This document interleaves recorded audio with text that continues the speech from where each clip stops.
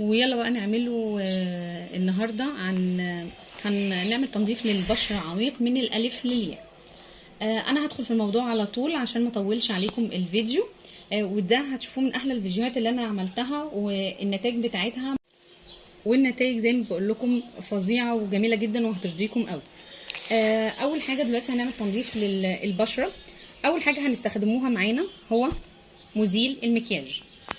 مزيل المكياج، اي نوع مزيل مكياج موجود عندك هتمسحي بيه وشك كويس. طب انت ما عندكيش مزيل مكياج، ممكن جل الصبار هتاخديه على الاقراص اللي هي القطنيه. ما عندكيش الاقراص القطنيه ديت برضو هيبقى قطنه، منديل، اي حاجه هتحطي عليه اللي هو مزيل المكياج او اللي هو جل الصبار او زيت جونسون، ينفع كويس جدا.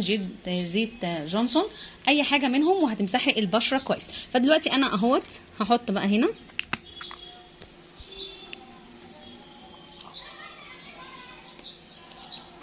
وهمسح بقى البشره. هتمسحي بشرتك كويس جدا، طبعا هي بشره الوش. هتمسحي كويس جدا بشرتك من اي اوساخ، من اي مكياج موجود فيها، من اي اتربه. هتنضفي البشره كويس جدا. والخطوه بقى اللي بعد كده انا هستخدم غسول الوش. غسول يكون كويس برضو انت بتستخدميه. طيب انت ما عندكيش غسول للوش، باقل الامكانيات ممكن برضو هتعملي بشره كويسه وهتنضفيها وترطبيها وتنعميها. هتستخدمي ايه لو ما عندكيش غسول الوش؟ ممكن تستخدمي صابونه دوف. صابونه دوف غنيه جدا بكريمات كتيره قوي، حلوه جدا للوش برضو. انا عندي الاثنين، بس انا بستخدم ومتعوده على الغسول اللي هو جارنيه جميل قوي، اللي هو فيتامين سي والليمون دوت. انا هستخدمه ازاي؟ اولا بشرتك لازم تبقى مبلله. البشره بتاعتك تبقى مبلوله، حاجه بسيطه كده مثلا اهو. انت بشرتك هتبقى مبلوله كده، وبعدين هتحطي الغسول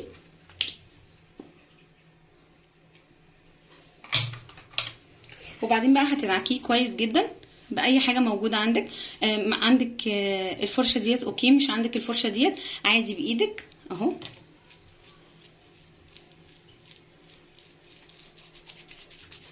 طبعا كل دوت هيبقى على وشك. انا دايما بستخدم الناحيه الناعمه ديت، بس من وقت للتاني ممكن كل يومين استخدم اللي هي بقى الناحيه اللي فيها البزابيز دي، برضو استخدميها كده حركات دائريه. انا هغسل وشي زي ما قلت لكم كده وهرجع لكم. ودلوقتي بقى جه وقت ان احنا هنفتح المسام بتاعتنا بحمام بخار. ممكن اللي عنده الجهاز بتاعه طبعا بيعمله بالجهاز بتاعه، اللي الجهاز اللي هو بتاع حمام البخار. لو مش عندك الجهاز دوت عادي خالص، بتجيبي اللي هو حله وهتحطي فيها، هتمليها ميه وتخليها ميه مغليه على الاخر لحد ما تشوفيها كده بتطلع البخار. وبعدين ودلوقتي بقى اهوت وشي جوه ميه البخار فظيعه، يعني على قد ما هقدر استحمل.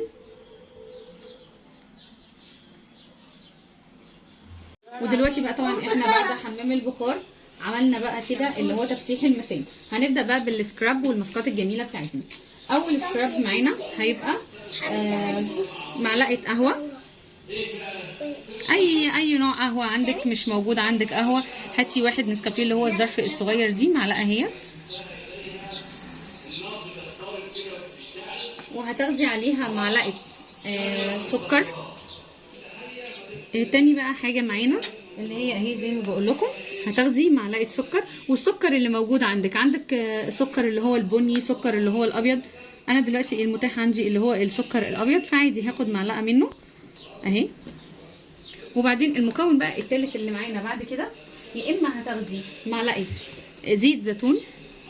مش موجود عندك زيت زيتون، زيت جوز هند. مش موجود عندك زيت جوز هند، ممكن تستخدمي زيت جونسون. اي حاجه موجوده عندك هتستخدميها في الوصفه دي. السكراب دوت اهو برضو عندي زيت جونسون. السكراب دوت حلو قوي قوي قوي للبشره. هتاخدي كده اهوت معلقه كبيره حلوه،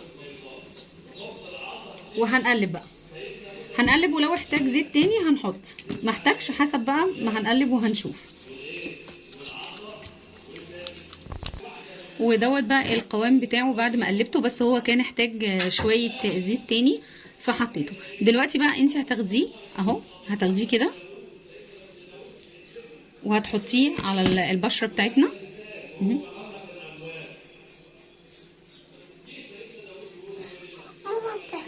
نعم، سامعين الخطبه يا جماعه اللي شغاله؟ انا المسجد عندي في العماره، ففي شيخ بيتكلم بعد العصر. اهو هتحطيه كده على وشك، تمام.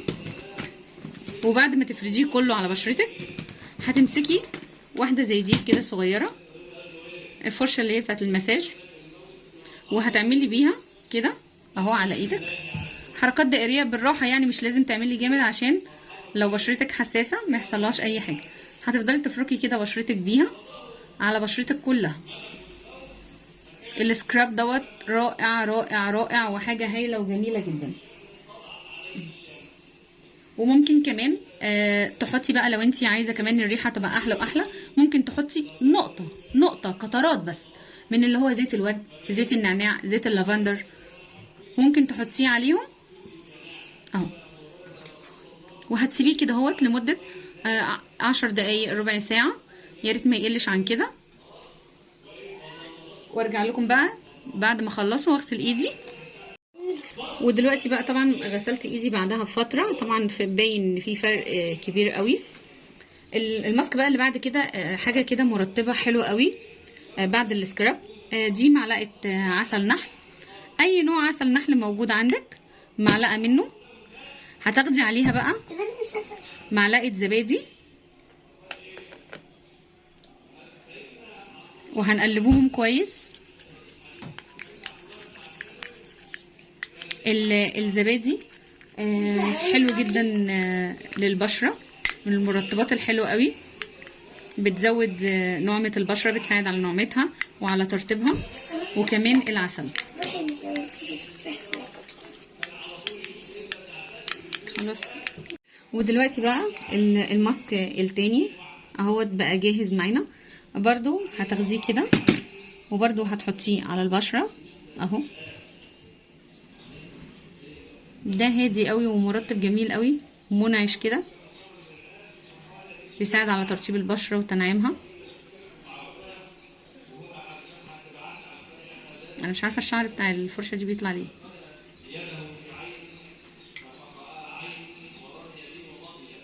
اهو هتحطيه كده وهتسيبيه بقى لما ينشف على بشرتك خالص.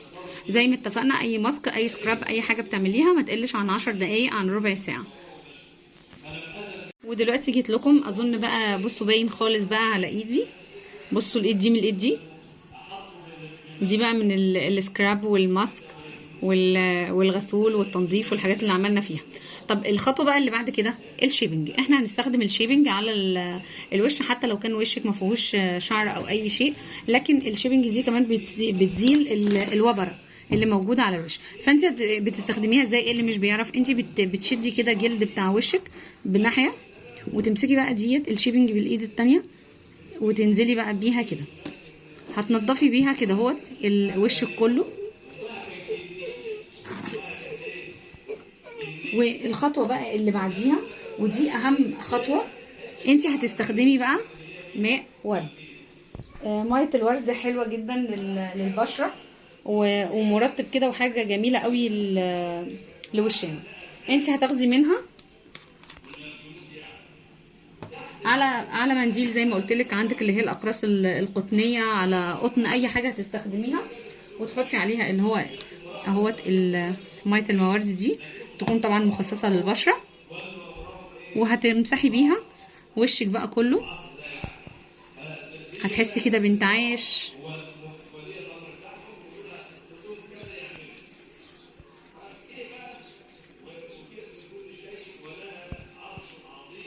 ودلوقتي بقى خلاص، احنا كده بقى خلاص عملنا في بشرتنا كل اللي احنا عايزينه، رطبناها ونعمناها وبيضناها. دلوقتي بقى هنيجي لاهم خطوه. احنا دلوقتي فتحنا المسام بحمام البخار، دلوقتي بقى لازم نقفل المسام. هنقفله المسام بايه؟ اهو دلوقتي بقى هنقفل المسام. هتجيبي مكعب تلج وهتحطيه كده جوه كلينكس، وهتاخديه بقى تمشيه كده على بشرتك.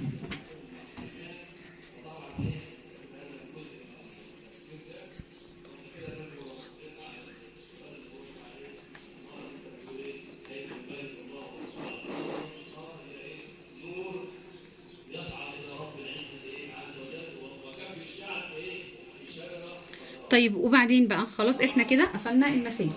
الخطوه اللي بعدها دلوقتي بقى احنا لازم نحط سيرم، بس للاسف انا بحط السيرم بتاع لوريال، بس انا وانا بجيبه وقع اتكسر اهو القطاره بتاعته، مش عارفه يعني انا هستخدمه بعد كده ازاي. لو حد يعرف يا ريت يكتب لي في الكومنت ازاي هستخدمه بعد كده مؤقتا، بس يا ريت عشان متعوريش. انا هاخد منه كده نقطه كده بايدي وهتحطيها على بشرتك. طبعا ده بيساعد على بيحمي البشره من التجاعيد والخطوط الرفيعه. انت هتاخديه بقى على بشرتك. ما عندكيش سيرم، اي كريم عندك، اي زيت ممكن تستخدميه، ممكن تحطي زيت جونسون. دلوقتي اهوت حطينا السيرم، هتعملي له بقى مساج بالجد رولر. بصوا غلط طبعا ان انت تستخدمي الجد رولر رايحه جايه كده، غلط. انت بتستخدميها في اتجاه واحد ومن جوه لبره. هتعملي بيها مساج لوشك كله بالناحيه ديت. هتاخدي بقى الناحيه الصغيره من عند مناخيرك ومن تحت عينيكي.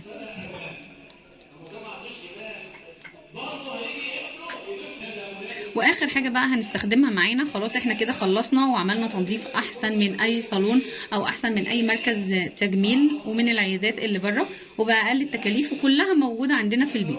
اخر حاجه بقى هنعملها اي كريم عندك نيفيا اللي هو الازرق ده، عندك نيفيا سوفت، عندك جلايسوليد، اي كريم موجود عندك هتاخديه بقى وتحطيه على بشرتك النقيه ديت وترطبيها.